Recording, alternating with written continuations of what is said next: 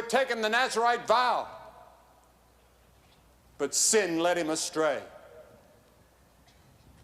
And finally, he was blinded, put in prison, and ground at the mill wheel. David, the man after God's own heart, also became guilty of sin. He became guilty of adultery and guilty of murder. And he suffered for it the rest of his life. God forgave him, but the scars remained. And many of you are trying to flee from God tonight. You know that you need a personal relationship with Christ.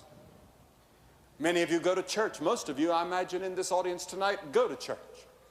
Most of you have been baptized or you've been confirmed or whatever in your church. But you are not sure that Christ lives in your heart. You're not sure that your sins are forgiven. You're not sure that if you died, you'd go to heaven. If you have a doubt about it, you ought to settle it this very night. You're fleeing from God. Many of us flee by travel. You know, we live on airplanes, and that is when the controllers allow us to fly. And we live in hotels or motels. And we see people traveling in airports. Thousands of people. And I just wonder where they're going. Many people are so restless today that they just want to travel from place to place. They can't sit still. We met a couple this summer, my wife and I did, and they have homes in different parts of the world. And they said, we're so restless, we can't stand any place more than 2 weeks at a time. Then they get on a jet and go to another place. Restless, fleeing. And many people flee into the lust for things. You see people just buying for the sake of buying, and there are many people that have become compulsive shoppers just as they're compulsive drinkers. Have to buy. Cannot have any money in their pocket. They have to spend it. I'll not call any names.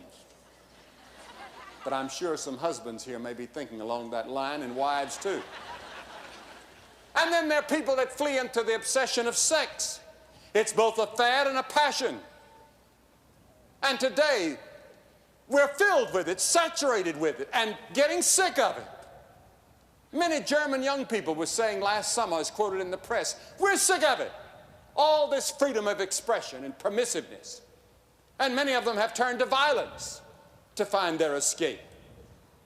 And then we flee into mysticism and occultism, like Saul, who went to the witch of Endor instead of God when he needed help. Then there's the escape into pleasure. She that liveth in pleasure is dead while she liveth.